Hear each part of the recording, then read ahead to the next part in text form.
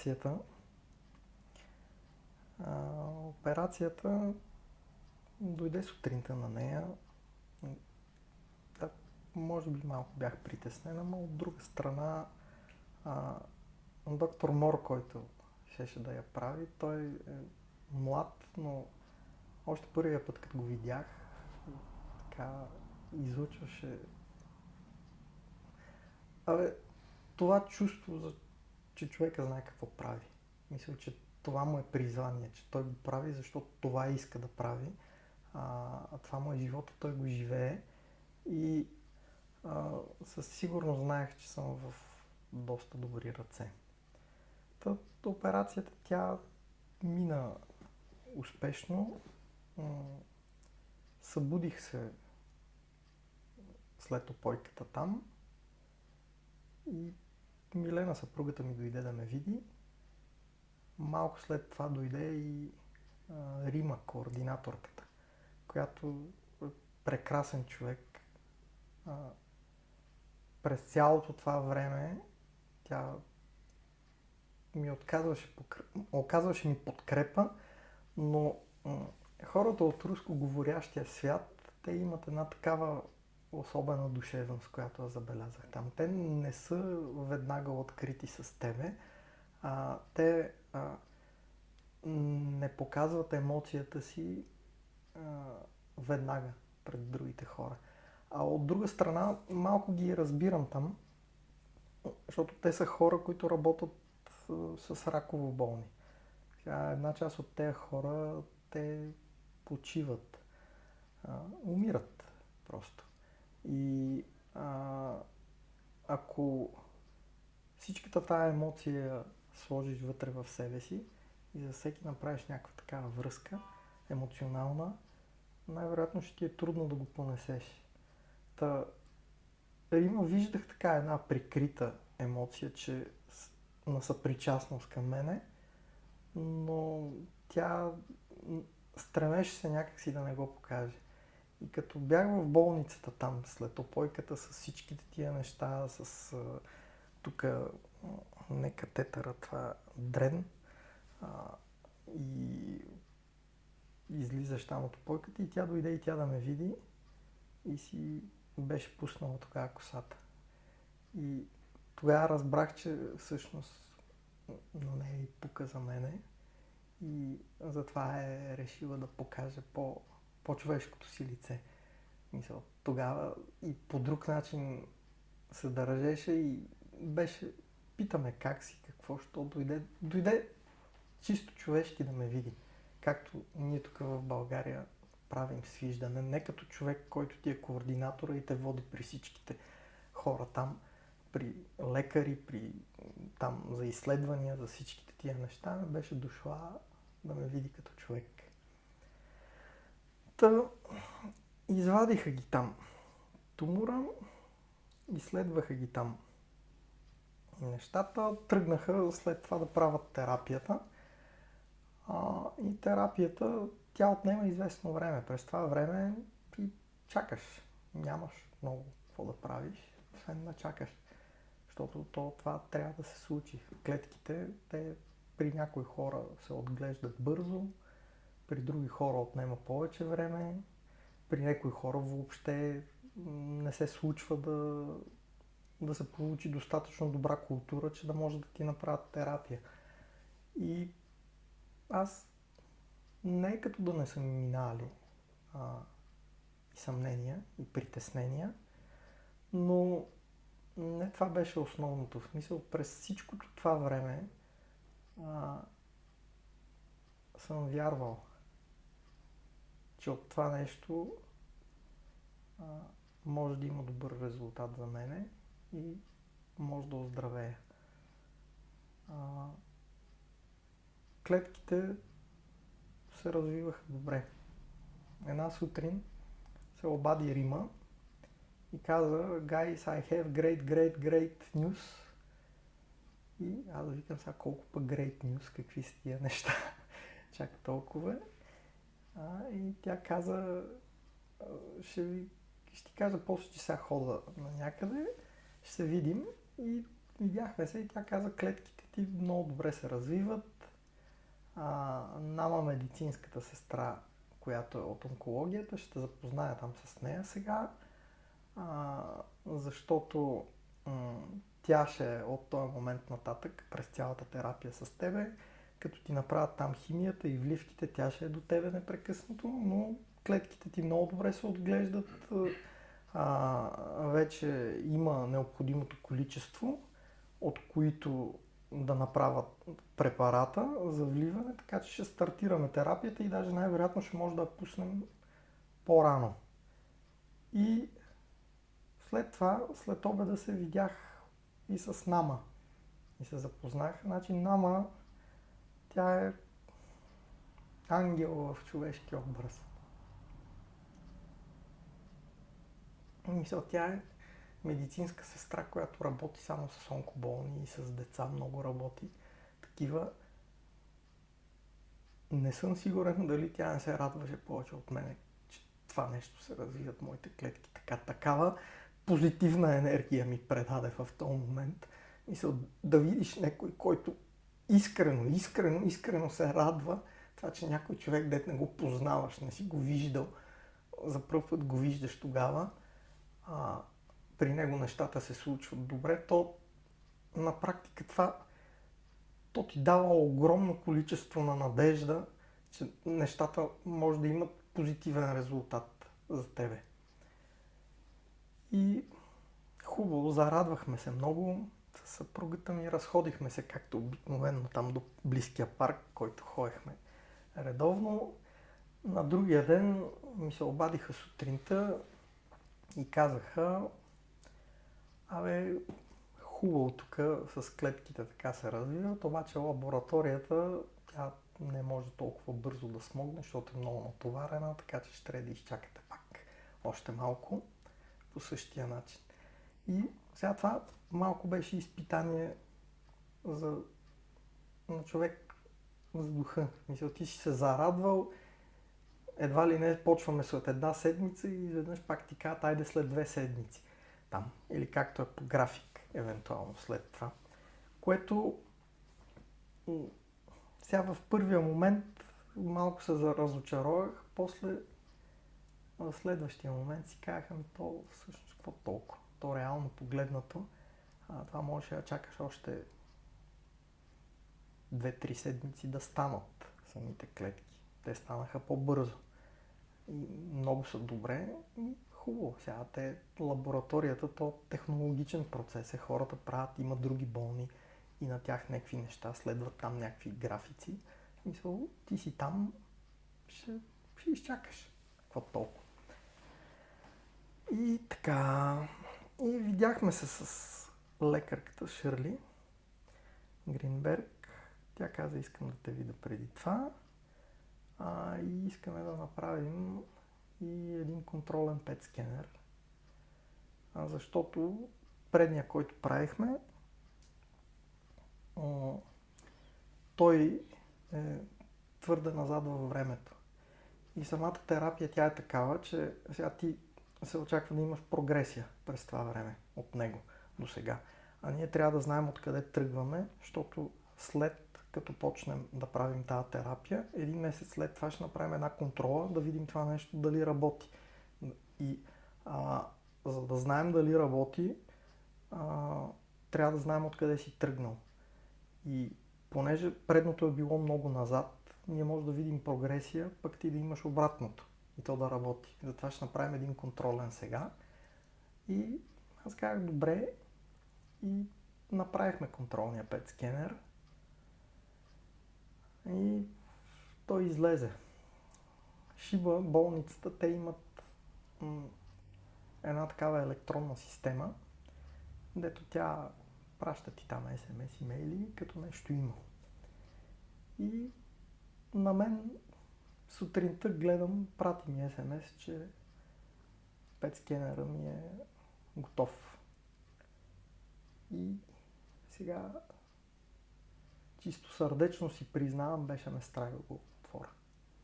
Мисля, това е тия моментите, дето имаш с болестта, дето си в колебание, страх те е да видиш какво там се случва Мисля, докъде е, каква е прогресията, колко е. Още повече, че се очакваше да имаш, мисля, защото аз съм отишъл там за терапия и реално погледнато стоя 2 месеца без никаква друга. Така че и това беше и логичното нещо, но имах съпротива някаква такава вътрешна. И излезли сме там. Милена, съпругата ми, даже не знаеше, че съм го видял това. И чакаме там да се обади Рима евентуално и да каже с скенера как са нещата. И седнали сме на една пейка там долу пред това и аз казвам, мило, той скенера излезе. Аз мога да го видя там, ама малко ме притеснява да го отворя. Това нещо. Малко ме е страх. И тя каза, хубаво, ама то сега страх не страх, то е там, ако искаш, дай да го видим. И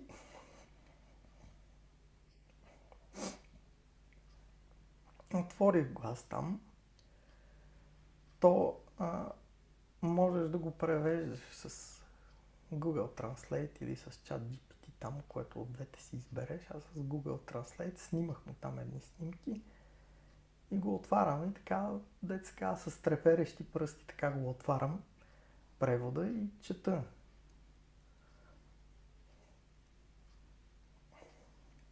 И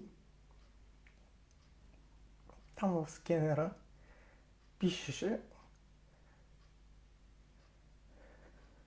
подобрение еди къде си, подобрение тук, подобрение в черния дроб, подобрение в лимфните възли, подобрение на много места. И аз го чета това нещо, тя Милена седи до мене. И аз казвам, мило, той скенера е добре, рака си отива и седим двамата долу на една пейка и ревем с сълзи. На щастие, разбира се. Това, защото това беше тотално неочаквано. Аз чакам терапия и изведнъж скенера става по-добре. И по едно време в болницата имаше много войници там, дето идвах така или иначе. Едно момиче във военна униформа дойде до нас да ни пита всичко наред ли е и имаме ли нужда от помощ, защото ни вижда, че седим двамата и ревем.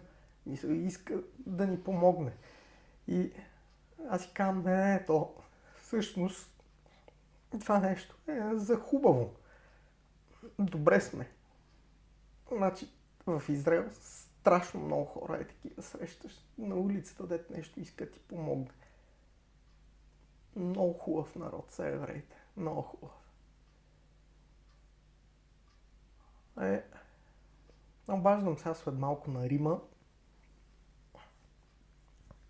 И викам, бе, Рима, защото не можеш да повярваш в тебе. Бушуват се емоции всякакви.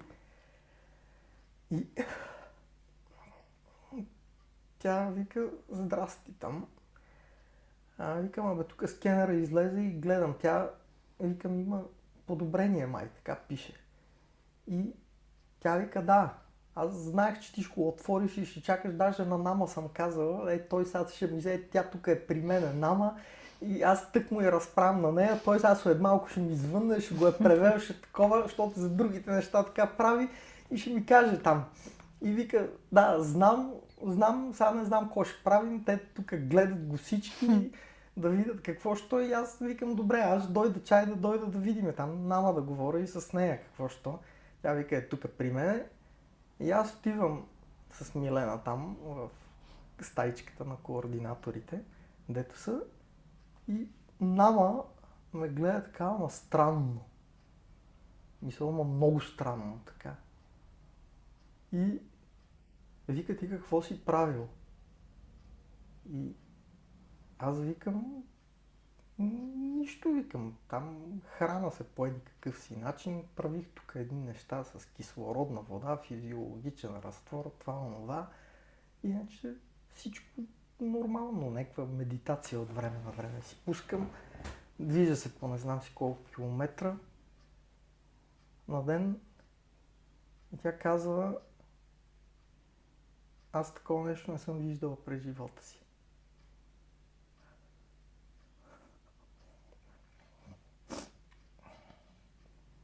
И аз тогава не осъзнах за какво точно ми говори, но на другия ден имахме вече среща и с лекарката, защото тя каза: мисля, тук сега ще видим. Аз викам: добре, ама мисля, има това сега, какво ще правим с терапията, какво, защото тя вика: не знам. Сега ще видим, ще говорим там с Ширли, ще говорят там и другите там и ще видим какво ще правим, защото вика такова нещо, то не сме виждали, не знам, може вика да се наложи да не я правиш или нещо такова. И на другия ден отиваме при Ширли Гринберг и тя беше извадила двата скенера, мисля, един от преди това и един от това.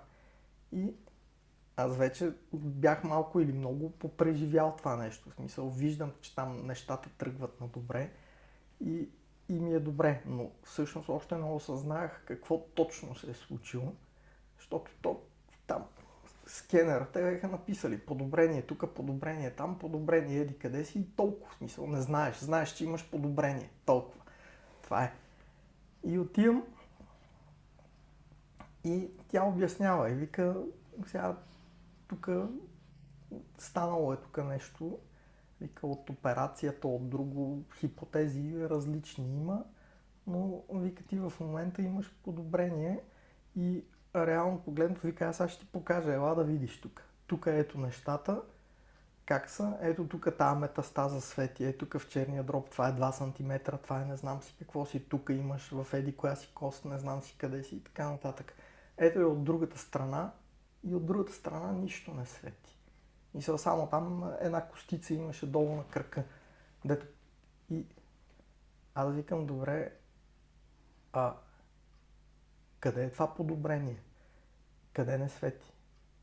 И тя казва: навсякъде.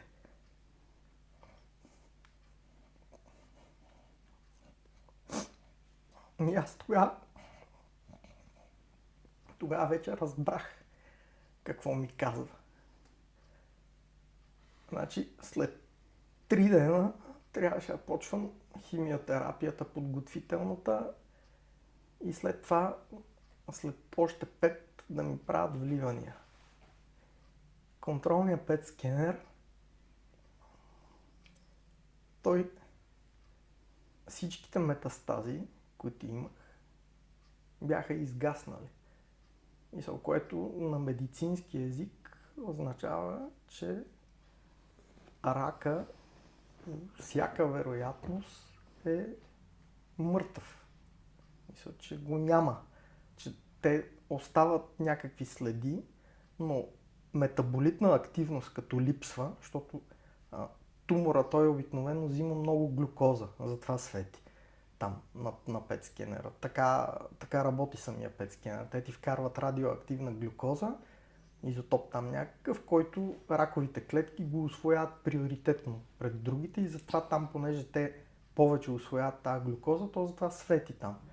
И изгасването обикновено значи това нещо, че ракови клетки там или има някакви микро такива евентуално, може да са останали, чисто хипотетично, но в общия случай, като такова нещо се случи, това значи имунен отговор много силен. И да, тя каза: така е, това не свети никъде, на кръка имаш нещо, което това ще го гледаме, ще го контролираме, но от тук натам терапията считам, че няма нужда да я правиш. Мисъл, и от тук натам ще наблюдаваме само. Минаваш на наблюдение. Имаме тук някакви хипотези, че може да е станало някаква отложена реакция, може да е нещо от операцията, но това е нещо, което са само хипотези и това се случва изключително рядко и не може да знаем де-факто какво го е причинило. Разпитваше ме много какво съм правил наистина, отбеляза си там всичките неща разбира се, не отдаде някакво особено значение на кислородната вода, да бях пил там на капки в някакви малки количества и на разни други такива неща. И така. Да. Няколко месеца след като имах метастази в черния дроб и къде ли не още, което е така обикновено се свързва и с значително по-лоша прогноза, се оказа така, че рака някакси така от само себе си го няма. Спонтанна регресия се казва това нещо. Спонтанна регресия е термин медицински, който казва, че при отсъствие на лечение организма сам по някакъв начин намира сили да се пребори с заболяването.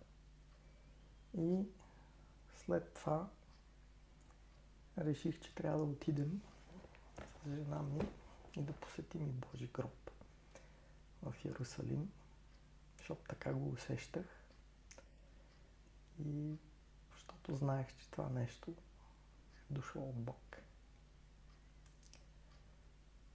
Отидохме там.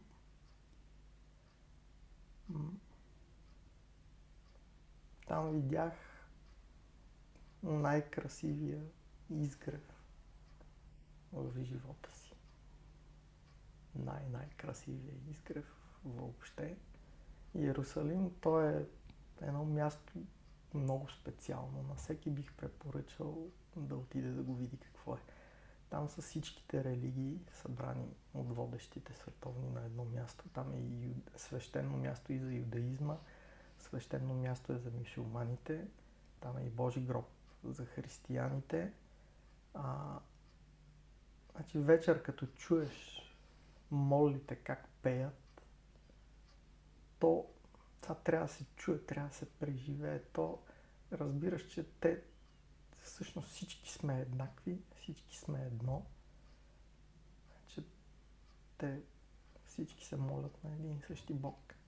То е магично, то го усещаш.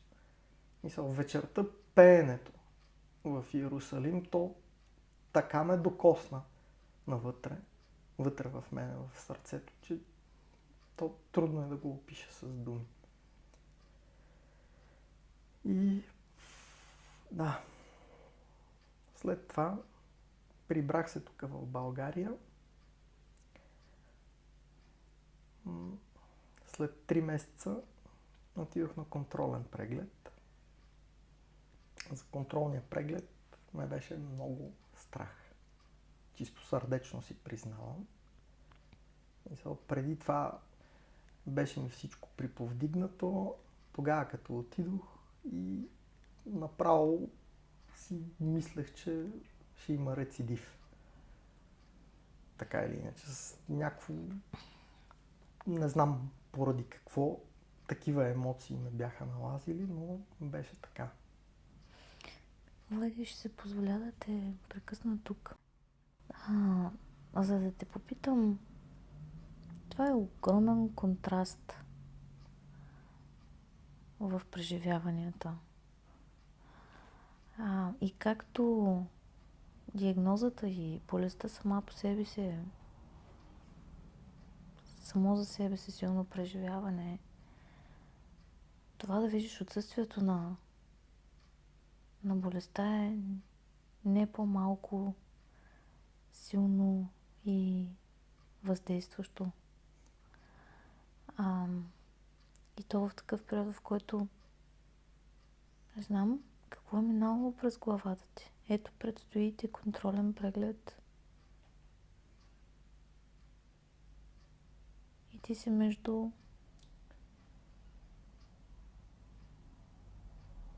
какво? Знаеш ли, Силве, това нещо пак, така като го гледам сега, то е част от пътя. Мисля, болестта, тая болест за мене, тя какво представлява? Тя представлява това да извади всичките неща, дето съм ги набутал някъде вътре в себе си. Ме е страх да ги погледна и смисъл да ги изкара навънка, да ги осъзная и евентуално да ги преработя и да се освобода от този излишен товар, дето сам съм го натъпкал там вътре някъде в себе си, страхове, всичките тия неща. И това беше точно такова нещо. Мисля, този страх да се появи. Той беше, сега реално погледнато, аз имах едни такива горчивина, разни други неща, появи се едно нещо като гастрит. Такова, което аз тогава не знаех, че всъщност е така, защото имал съм гастрит на времето, но този път симптомите бяха различни. И си мислех, че нещо има, че нещо е различно. И сега то пак излиза този стария Владо, дето бил преди това, дето е бил и хипохондрик и много се стревожил за здравето си, в този момент пак дойде, защото ти имаш нещо, но се опитваш пак да задържиш контрола, което само по себе си то е абсурдно, защото това, което ми се случи, спонтанната регресия, тя е изключително рядък феномен. Това нещо се случва в много малък процент от случаите. Даже там бях прочел в интернет по едно време, че за около 100 години има за меланом специално около 70 и няколко документирани случая въобще за това нещо. И какъв е парадоксът? Ти имаш нещо такова, случва ти се такова и пак те налазва това човешката емоция за страха. Пак си кажеш, той Господ ти е дал не с торбата, а с 10 тира направо, както се казва, както един приятел се изрази, ти е изсипал благодатта отгоре ти и ти пак човешкото дребното, то пак се опитва да си мисли, че нещо може да е станало там различно, но такива сме хората. Да, по-скоро въпросът ми беше наистина за този период дали си имал колебания, дали си имал съмнения, дали въобще си вярвал, че това наистина се случва? Дали съм вярвал. Значи тук за периода, докато бях в Израел или за след това? Или и за двете питаш? За след спонтанното възстановяване. За след спонтанното то вярвах, ама след спонтанното то какво става? Ти отиваш някъде и то се случва това нещо. Мисля, докато си там, ти си тотално мобилизиран, тотално фокусиран. Ти си като в един тунел. Значи има там една цел, тази цел е терапията. Там да вземе да се почне и после ще видим какво ще става след това. И изведнъж то става нещо, дето е тотално различно от това, дето си очаквал. И ти се връщаш, прибираш се, той животът ти е пред тебе, перспективата вече е тотално променена. Мисля, че от такава неблагоприятна изведнъж почва да става много благоприятна. И ти не знаеш какво да го правиш това, още не си готов, не си подготвен. Въобще то ти е дошло като гръм от ясно небе това нещо и ти трябва време малко да свикнеш с него. И откриеш, че през този период на свикване, то някои стари неща, те си излизат пак от тебе. Мисля, почват съмнения, почват такива неща и мен там налазиме страх. Не знам защо. Мисля, също знам да то реално погледнато, защото съм бил такъв. Мисля, имало е нуждата това нещо да излезе, за да може след това да го осъзная. Да осъзная какво стои зад него и че всъщност то няма нужда от това нещо. Няма. Реално. Та, както и да е. Мисля, отидох, страх ме беше на скенера. Той пъй на самия скенер, там имаше някаква израелка, дето тя малко беше крива този път, леко не беше на кеф от нещо нейно си, разбира се, ама мисля, аз веднага си нещо ми щракна вътре и си помислиха, то сигурно нещо не е наред тук съвсем. И защото той по-дълго време продължи този път, за разлика от предните такива неща. Викам, той кой знае какво гледа там и такова. И седиме и чакаме там. И трябваше да се виждаме с лекарта, да чакаме да излезат резултатите. И то пак дойде някакво време такова. идва техния петък. Петъка вече е почивния ден. И обажда се Рима и казва, гайс, така и така, да ви кажа, вика, имам хубави новини. И за той скенера looks pretty well, както каза. И да ви го кажа, защото имате уикенд тук, така или иначе, ще се видите с Шърли в неделя или там в понеделник, не помня вече, но то срещата тя ще е така по-скоро формална. В смисъл, той скенера изглежда добре, Нама каза, че изглежда много добре и да, казвам ви го да сте спокойни и да си прекарате добре уикенда. И ние, разбира се, много се зарадвахме. Аз, мисъл, падна ми всичкия този товар изведнъж и си казах, Владо, ти за какво ти беше това? Защо ти беше необходимо да живееш известно време с този страх? Какво ти даде тая емоция толкова, че се хвана за нея, виждаш какво става? Това било тотално излишно. Мисъл, тогава всъщност осъзнах и другото нещо, че на мен ми се е случило нещо, което е изключително, че то е такава благодат и аз просто нямам право това нещо да давам върх на това човешкото вътре в мене, дребното, да му фърля сянка върху това нещо. Вместо да се радвам на това време и на всеки миг, който прекарваш и си добре и всичко ти е наред, мисля, ти губиш време за тревоги. Както бях правил и през останалата част от живота си. И изведнъж тогава все едно ми падна някакъв товар от мене, от плещите, от гърба ми. И той още едно нещо се случи, дето в тая посока беше. За него след малко ще разказа. И страха той остана зад мене. В този момент, някъде там. Мисъл, след като това нещо стана, аз си казах, то от това нещо няма полза. Никаква няма. Отидохме до Йерусалим с Милена. Отидохме пак до Божи гроб. Защото така го усещах отвътре, че има нужда да отида да благодаря, защото то вече съвсем нещото става така. И само, че този път малко беше, решихме и по-туристическо, понеже имахме уикенда, викам, дай ще поразгледаме малко самия стар град на Йерусалим повече, че първия път беше по-накратко и емоциите бяха много силни. Викам, айде сега малко и по друг начин да го погледнем града.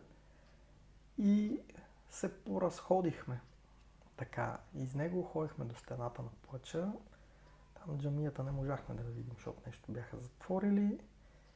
И Милена каза, да седнем малко на кафе, за да починем.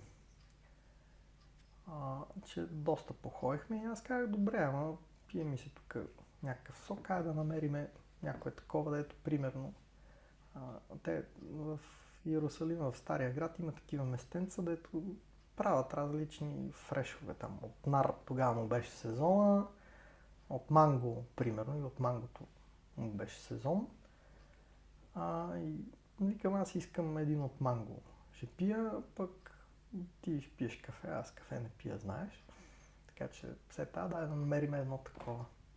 И ходихме, те кафета много и някак си отидохме на едно, дето е в началото на града, почти оттам, дето бяхме влезли предния ден, като да ходим на хотел и към да седнем тук. Тук като гледам изглеждат добре нещата, айде да седнем тук.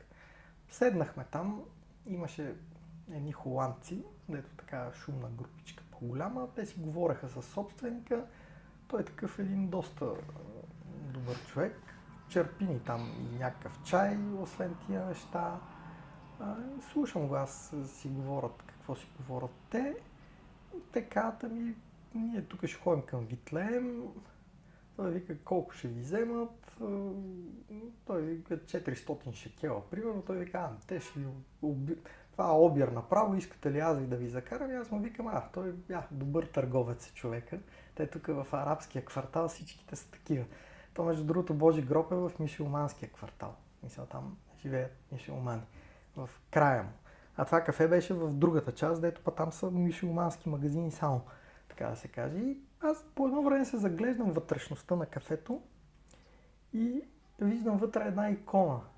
Тя много от вас са я виждали, защото тя в България има копия тук там чудотворна е такава. Тя е цялата с сребро, Богородица с младенец вътре. И първоначално така нещо ми щракна, викам, това мюсюлманско кафе, не тук това, защо па икона има там вътре. После нещо друго, всъщност те, нали, мюсюлманите, те признават Христос, почитат го и Дева Мария. Викам, може па за това, може да има такова нещо просто вътре.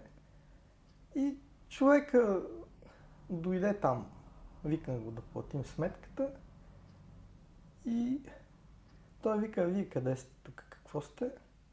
И аз казвам, дойдохме тук,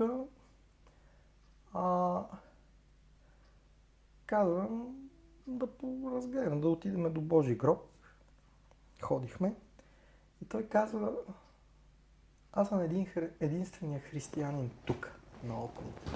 На 500-600 метра от тук няма друг, който да живее. Аз съм единствения.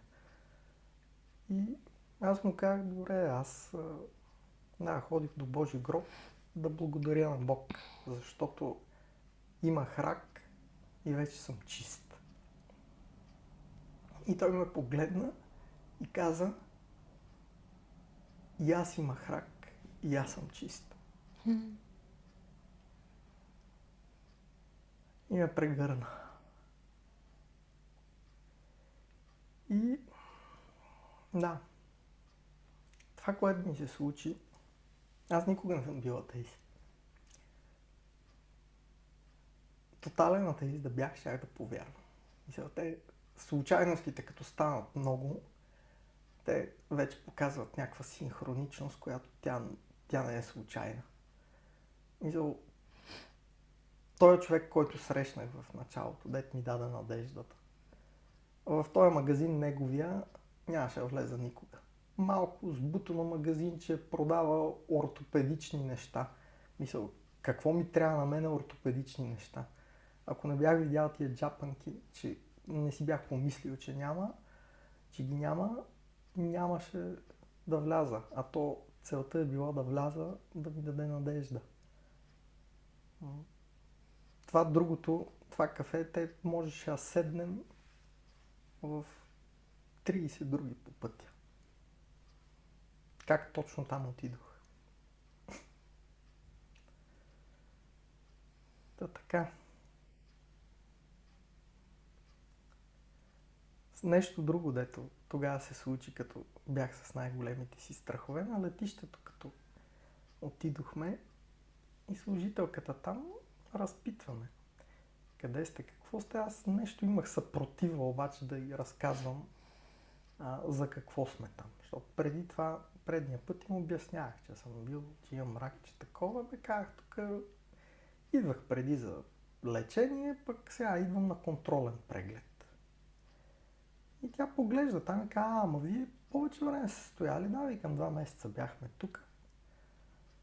Предния път обаче пак не казвам подробности, нищо. И тя тогава даде ми документите и каза, Бог да те благослови. Мисля на идването. В този момент, дето аз имах страх. Това ми направи много голямо впечатление тогава. Пак даде тази искра на надеждата, но страха си го имаше. И така. Лекарката каза, добре са нещата, след 4 месеца на контрола пак. Аз я питаха това, какво става там с това защото продължаваше да свети на костта долу на кръка. Тя каза, не, това, вика, то не се държи като меланома, стабилно е, това не е меланома, вика, тя кост, която е имало нещо и е излекувана, тя може да свети години наред. Мисля, това въобще не го смятаме. Идваш след 4 месеца на контролен преглед и така. Това е стандартното нещо. Прибрахме се ние тук. Вече страха го бех оставил зад себе си. И следващите 4 месеца така не си мислех за болестта. Даже по едно време, защото усетих, че преди това пазех някаква такава, що годе диета. В един момент решиха, че това малко ще отида пак в една така крайност, дето следиш нещо стриктно, почваш да мислиш много за духовност също и така нататък, и че прекаленият светец, той не е много драг Богу. И за да не залитна в това, защото в миналото е имало случаи, дето съм се изтезавал там с разни диети и такива неща и не съм се харесвал себе си, тогава почнах да ям и сладко и всякакви такива неща, даже качих там 5-6 кг. Аз доста бях отслабнал преди това. И така, дойде времето да дойдем насам. Сега Сиичето и Злати, майка й, те бяха останали за по-дълго време там, понеже тя трябваше да довършва терапиите. Ние непрекъснато си говорихме от време на време с тях по Viber, по такова, но те стояха де-факто до малко преди моята трета контрола и те преживяха и времето, което имаше бомбардировки там в Израел, ракетите от Иран, цялата тази криза там, дето беше. И сега тук контролата, дето трябваше да се случи, тя беше точно в това време, дето пак почнаха някакви неща между САЩ, Израел и Иран, пак такова напрежение едно. Обаче мен ми се ходеше там, пак нещо ме дърпаше. И отидохме за контролата там и направиха ми 5 скенера. На другия ден иранците изстреляха едни ракети. То, като се изстрелват ракети, се тича в бомбоубежищата през сутринта имаше 3 или 4 такива сирени. Единия път даже ходихме в подземието. Те в болницата са много добре организирани. Аз това също ми направи огромно впечатление. Те почнаха да я местят и за един ден я свалят цялата болница долу. Но това нещо, то спря този път бързо. Този път не ме беше и страх. Това. Защото то, не знам, човек като мине през рака и се случат тия неща и в един момент си казваш, че то добре е да приемаш с доверие съдбата си. Че ако ще падне бомба и ще умреш от нея, хубаво, това не е твоя контрол, това е Божията воля или както щете го наричайте, съдба, вселената, закономерност някаква, случайност, няма значение, но не ме беше страх. Милена, съпругата ми, малко повече, но този път приключи по-бързо. Скенера ми излезе и пак ме беше страх да го отворя.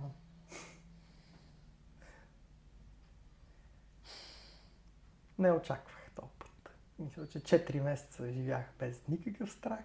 излезе това нещо и пак тая емоция дойде при мен. И не казвам пак на Милена, че е излязъл. И сутринта го отварям там по едно време, защото реших, викам, сега то не може да стига. Тая работа, голям човек си, не може. Тая емоция трябва по някакъв начин то да я преборваш там или каквото, да преминеш през това нещо. И отварям скенера, чета там нещата, бях го дал на Google, той малко избутва едни такива, като са снимани нещата и чета там и на един ред пише evidence за нещо си там. За progression, за не знам си какво си такова и значи замръзнах така в първия момент и викам, гати, то има прогресия. Така и така ме беше налегнал малко този страх. Викам, чай да видя какво е тогава. И рова нагоре така и нагоре пише, тук няма, там няма, не знам си къде няма, тук подобрение спрямо предния път такова, то никъде нищо няма. И после така скролвам така надолу и гледам, че той старанието си да направи там AI-а му на Google превода както трябва да изглежда по същия начин, там сбутал едно с някакъв много малък шрифт, там в единия десен ъгъл, дето въобще не съм го виждал, защото го отварям на моя телефон, пише without evidence, да мек без evidence за каквото и да било. И малко ми стана и смешно. Интересна истината. Мисля, почувствах облегчение, но малко ми стана смешно и тъпо и викам, да. Владо, човек очевидно ще си така от време на време. По-добре да приемаш, че си такъв.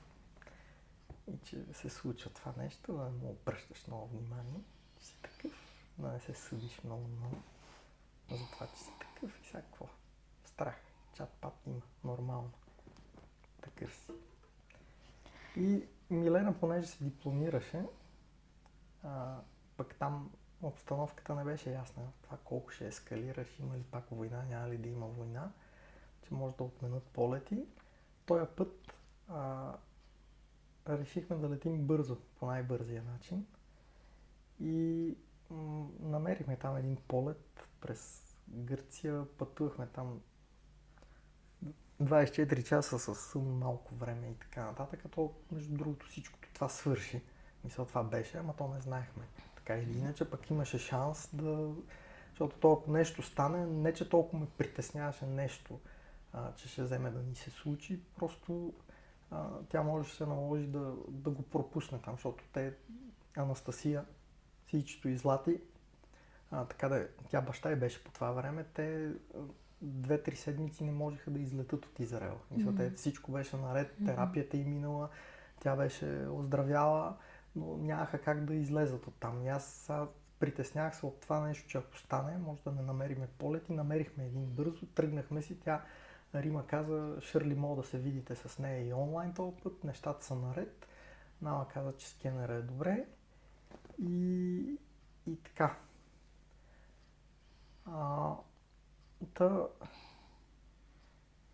Дойдохме тук, насрочиха там телеконференцията с нея. Похвалих се на доцент Гаврилова, онколожката ми тук. А между другото нещо, дет пропуснах да кажа, че този път като отидохме там, Нама, отидохме да се видим. Тя, Рима, казва, Нама е тук, искате ли да се видите? И аз казвам, да, искам, разбира се, да я видя. И отивам, виждам Нама и я гледам така леко пухка в лицето. И първата ми мисъл беше, тя е бременна. И тя дойде, прегърна и мене и Милена, ама такава топла, такава искрена прегръдка. Значи тази жена е ангел. И преди беше, докато бях там. Така, тя със всеки е такава. Ангел в човешки образ. Такава топла прегръдка, такава искрена емоция, такава радост да те види, че всичко е наред и че такова.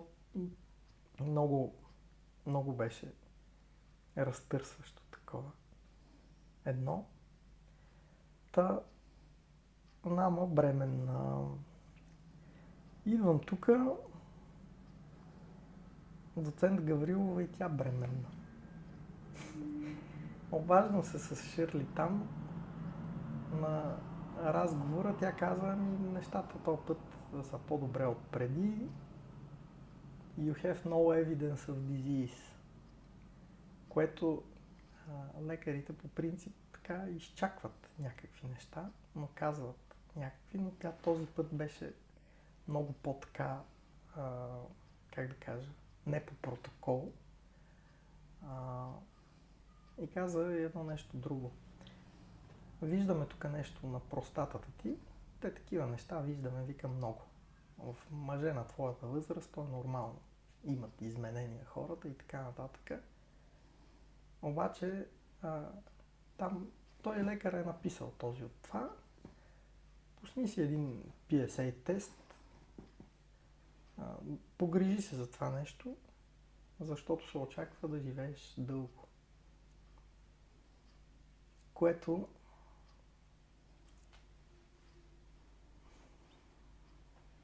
те избягват да го казват толкова рано, защото те правят се контроли, така или иначе. Меланома е нещо, дето проследява. Така, следващата контрола ще е пак на 4 месеца, след това е на 6 месеца.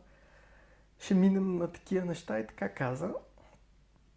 И аз си казах, да, видях, ама жалко, че тебе не те видях. В very first moment, викам, като в първия момент, като я видях, още такова, я разпознах, че е бременна. Тя каза, хубаво ти разпознаш, но не знам, там може би тук, защото е по телеконференция, ама викат, иначе трябваше да разпознаеш мен, защото и аз съм бременна.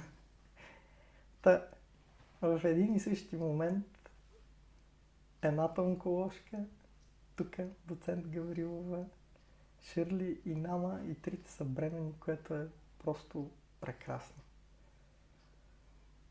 И да. И няколко месеца след това нещо, което се случи там с мене, което аз малко или много знаех, че вече нещата са много добре, те вече и официално казаха, че нямам никаква следа от меланом, което значи, че съм здрав. И какво означава това за тебе, Влади? Какво означава да съм здрав? И да живееш. Сега, в този момент. Всичко това. Както каза един скъп за мен човек, върнали сте отгоре. Имаш още някаква работа да свършиш. Означава за мен, че мога да живея по друг начин, с смисъл, с по-малко страхове. Сега те страховете сигурно ще идват от време на време, но болестта тя е нещо, което искрено вярвам, че то идва в живота ти, за да излекуваш душата ти. Душата си. И както казва Сергей Лазарев, като човек направи необходимата промяна вътре, в себе си, то болестта от нея вече няма нужда и тя тогава може да си отиде. И аз със сигурност се чувствам много променен. В смисъл, той е стария Владо, дето беше преди, той е останал някъде в миналото.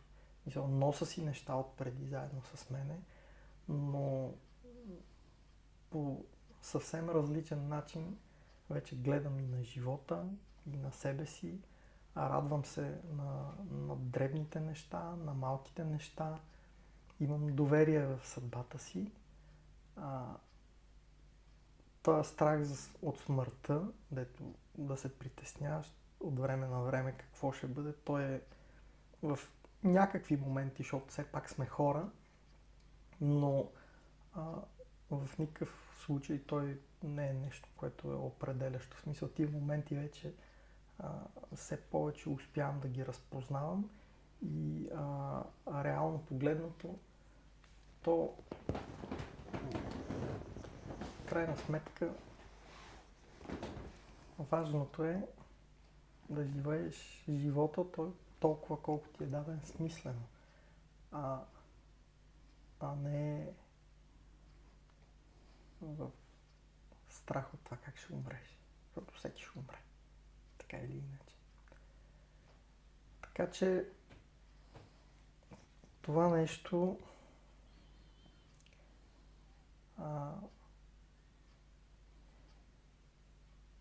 исках и да го споделя. Исках само да вмъкна едно изречение тук, ако ми позволиш.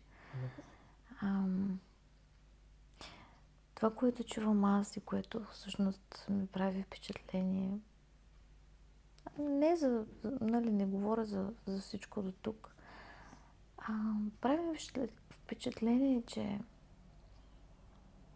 в някакъв момент не, че е нямало повече страх. Както казваш, ти си го носиш, всички си го носим този страх. Но силата и вниманието и някакси вярата в страховете сякаш се променя. Ще ни изчезват, не ставаме безстрашни. Не ставаме, да.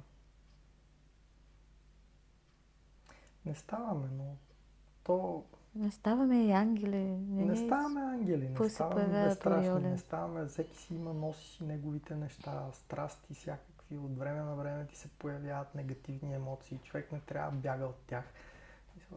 Хора сме, затова сме дошли на тази земя, да се учим на всичките тия неща. Като си човек ще изпитваш и негативни емоции, от време на време ще съдиш другите хора. Въпросът е да имаш желанието да станеш една по-добра версия на себе си. Мисля, да не се закачаш за тях, да не се поддаваш на гняв, да не се поддаваш на страх, да не се поддаваш на всичките тия неща, които ще ги изпитваш. Няма как да не ги изпитваш, защото си човек, не си там някакъв ангел или светец. Но да не бъдат те, които да определят това, което си, това, което живееш, защото те не носят нещо добро. И смирението какво представлява? Според мен смирението не е това да си винаги някакъв такъв примирен, такъв, дето всяко нещо да приема, да не изпитва там, да не казва на някой някаква дума. Смирението, за мен то е една такава вяра, че да става каквото ще. И смирението, къде се роди смирението за мен? Роди се в пералното помещение. До него има една стаичка, която тази стаичка в нея хора такива като мене от руско говорящия свят. Те, между другото, повечето хора, дето отиват в тази болница да се лекуват, те са оттам. Защото там медицинската грижа в тия държави, просто тия терапии те не ги предлагат в повечето и в самата Русия включително. Те ги няма. Срещнах там един човек, дето каза, то в Москва, вика, може и да има нещо от това, но в другата част, вика, абсурд, нищо от това няма. Те хора идват от целия Съветски съюз. Някой ден и при тях надявам се да стане това, да може да го правят и там, защото това е огромен народ, който някои хора се налагат да ходят някъде в чужбина за такива неща. Те просто няма. Аз това направо не мога да го повярвам, че е така, но то очевидно е така. Тези хора, те идват там и те много от тях са донесли икони. И тая стая, там, тя в нея сигурно има повече икони, отколкото в едната църква. В една църква. И там е събрано човешкото страдание вътре. Аз съм ходил и съм се молил доста пъти там, докато бях. И смирението какво е? Смирението е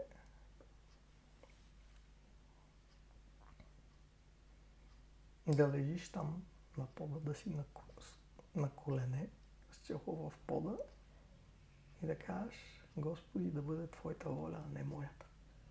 Което това да дойде отвътре в тебе. Мисля, не защото си го прочел някъде, а то така идва.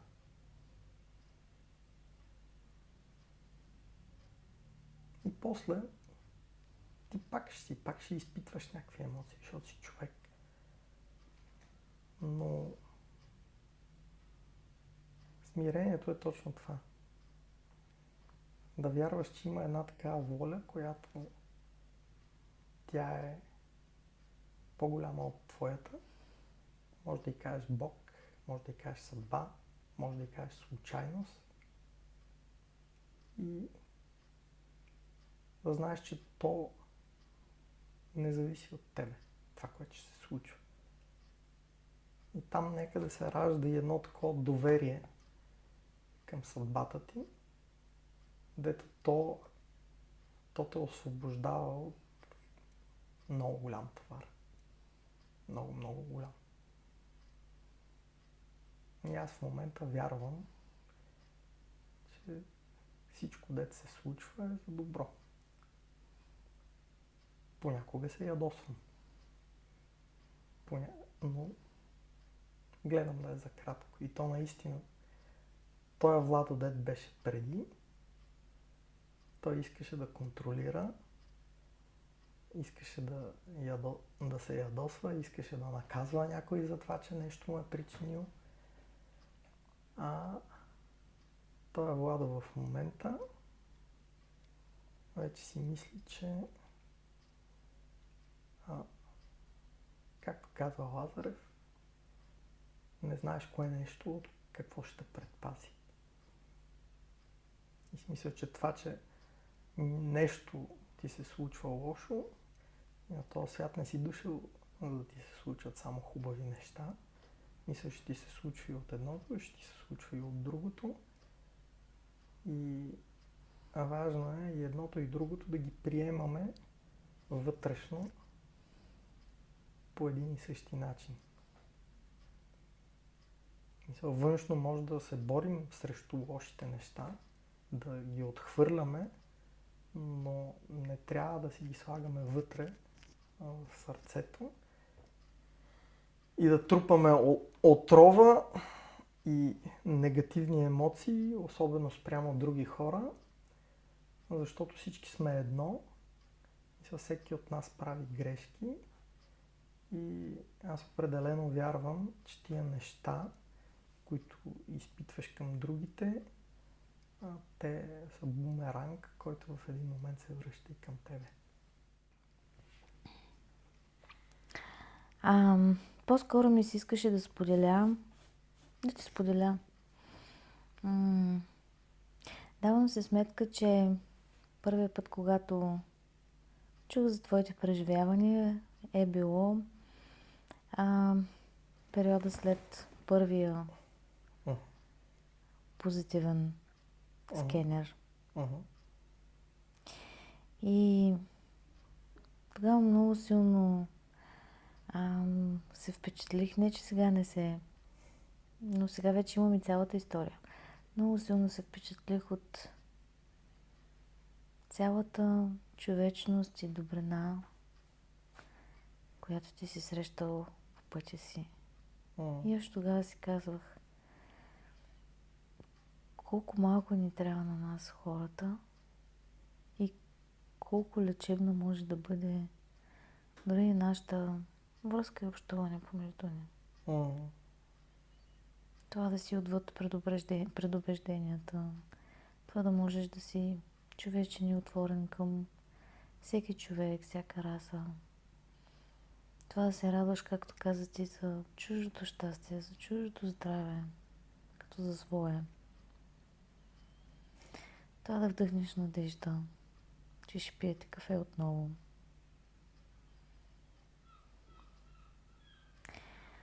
И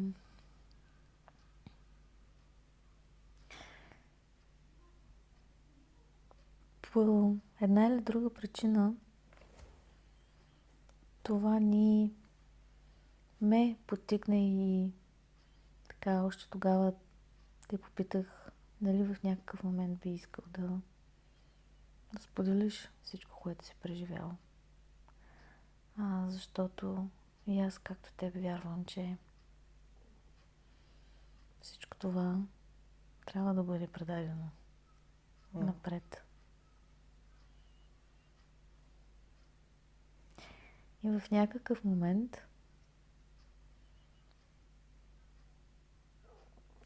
след някакъв период от време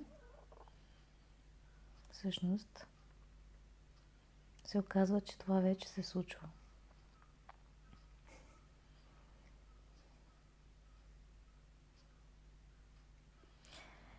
Аз също много ценя човешката доброта.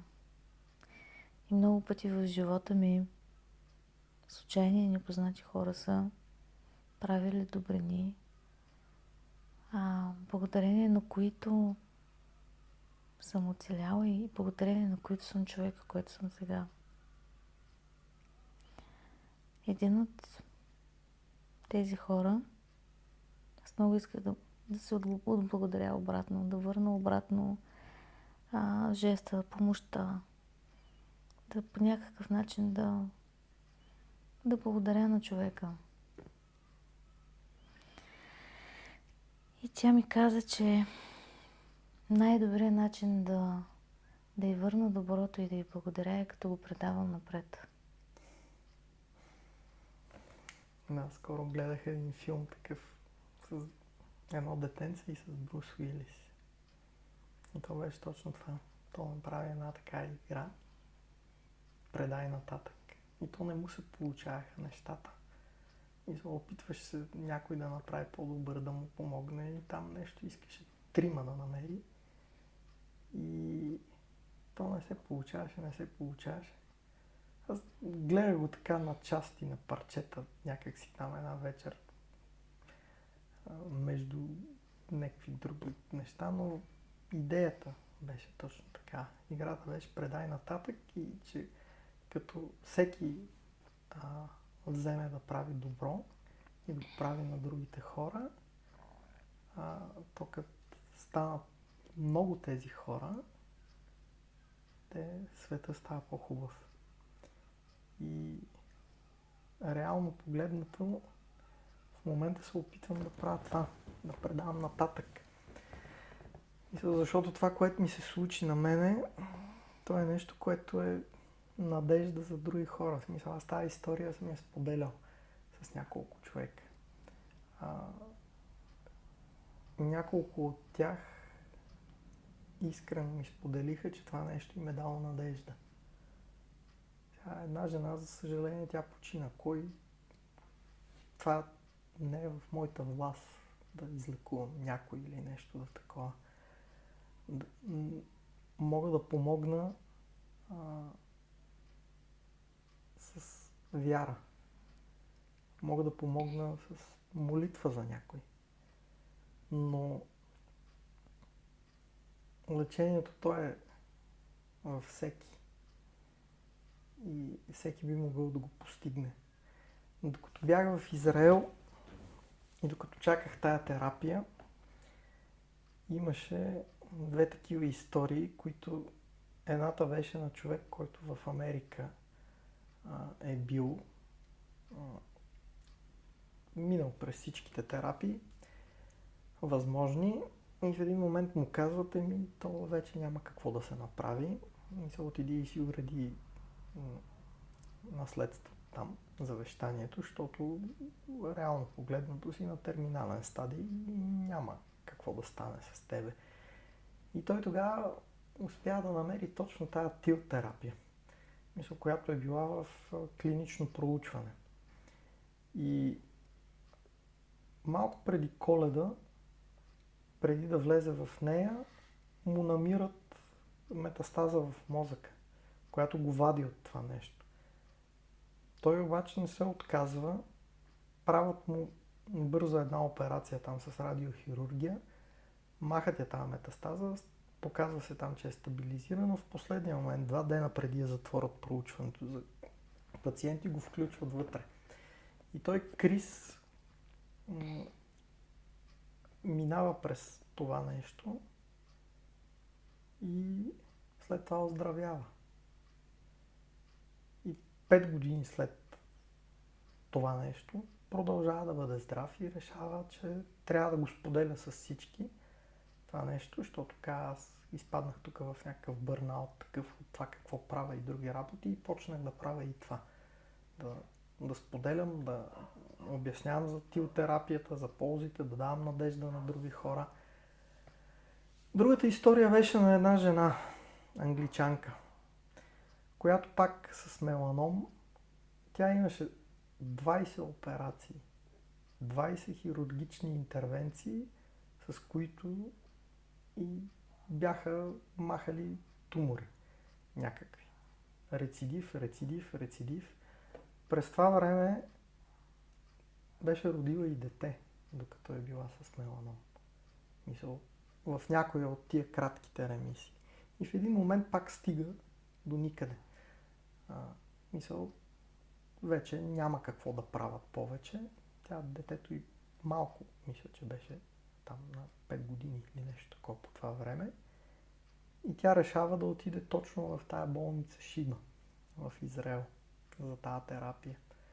Значи, нейната история беше популяризирана до толкова, доколкото разни вестници бяха писали за нея. Тя и финансови средства не беше имала за това, са правили кампании, всичките тия неща, имаше къде, какво, как се случва, публикуваше някакви неща в Фейсбук и в един момент това нещо, тя беше минала през терапията, имаше подобрение и това спира. Значи аз някак бях успял да открия, че всъщност тая жена и тя се излекувала от това нещо. Мисля, че беше изчезнало съвсем меланома, но това не беше написано и не беше много публично. Значи, тия две истории са ми давали, докато бях там, много надежда на мене. И затова исках да споделя и моята история. Защото тя също е нещо такова. Тя дава надежда, че всичко е възможно. Дава надежда, че отчаянието то е нещо, което не ви трябва. Не го допускайте. Мисля, че винаги има изход. Дори терапиите да не успяват, дори нещата да не се получават, винаги има един такъв път, който той може да се случи нещо такова. При мен този път дойде след като винаги през това време съм се надявал, че тая стъпка ще го спре и тя не става. Тая стъпка ще го спре и тя не става. Тая стъпка ще го спре и тя не става. Най-накрая бях тръгнал да правя следващата стъпка и то дойде от съвсем друго място. И това нещо е възможно за всеки. И ще ми се да кажа и още едно нещо, защото пътищата те са различни. Това е още една такава история, която вече съвсем по друг начин стават нещата и която преди няколко години видях един приятел в родния ми град Самоков. Срещнах го на улицата и така се приказвахме се с него. И той по едно време вика, то там отсреща, познаваш ли го, бе? Аз викам, не. Как така, бе? Как не го знаеш? И сега той вика, беше един много известен тук от сенчестия бизнес, мутра, такъв. И вика, не знаеш ли неговата история? Викам, не. И той каза, той човек, той имаше там една вила огромна на Боловец, тя много такава известна и забележителна беше. Имаше някой друг хотел май, бизнес, ама кофти човек такъв. Мисъл, правил какво ли не. И в един момент хваща рак. И лекарите му казват, това не може да се лекува, няма надежда за него, остават ти около 6 месеца. И той какво решава да направи? Казва, добре, остават ми 6 месеца, аз тук имам пари, имоти, всякакви неща. Всичкото това нещо, дето го имам, ще го изям, изпия и изконсумирам аз. Нищо няма да остава за след мене, щом ми остават толкова. И почва.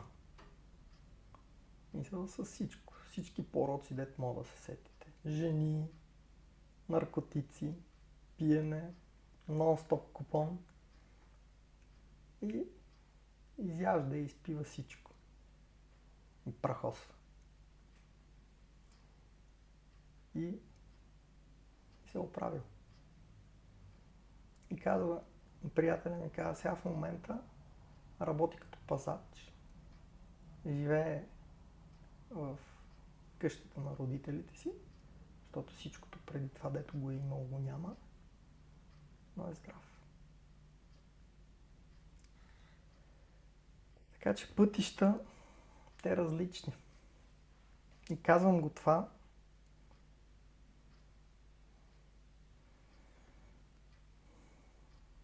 защото за всеки е възможно по различен начин да стане. Сега разбира се, аз този път неговия не го... Никога не бих го направил аз, но хубаво е да не съдим хората. Защото не знаеш кой и какво и защо може да се случи с него. Та така, това е.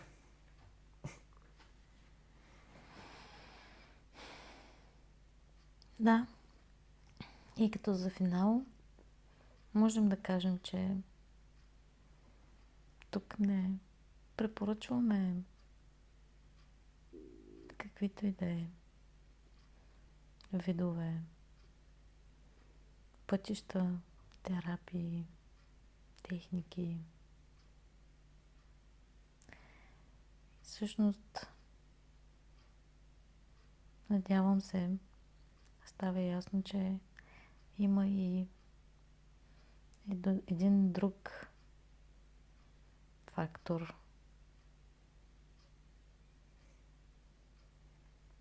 И както ти нарече веднъж искрица. Една искрица. Има един фактор, дето всеки от нас го носи в себе си и той се нарича Бог. Сега, ако не вярвате в Бог, може да му казвате друго. Съдба, вярата в собствените сили и възможности. Както искате го наричате, това няма значение. И сега аз не мисля, че някой дето вярва е повече от някой дето не вярва.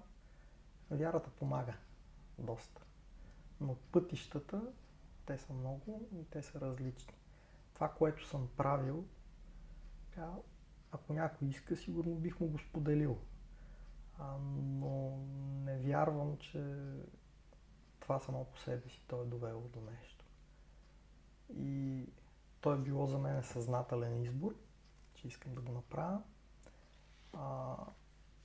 Но то по никакъв начин то не е панацеята. Само по себе си не мисля, че каквато и диета да правите, какъвто и да е алтернативен протокол, само той би могъл да помогне на човек. И вече така е информация в интернет колкото искате. При мен тия неща дойдоха по този начин. Правил съм ги. Всеки преценява. Това моето не е медицински съвет. И по принцип човек е хубаво да прави и терапията, където има. Не я отричам по никакъв начин. Всеки, който има такъв проблем, вслушвайте се в лекарите, защото това също е част от пътя ви, но има и друг начин, по който може да си помогнете също, като част от този път. И този друг начин, той въпреки, че е някакъв такъв, който в момента науката не го признава толкова, той за мен, аз съм убеден, че съществува и че не е по-маловажен от другото, даже напротив. Болестта, тя тръгва от душата. Като излекуваш душата, болестта вече няма нужда от нея.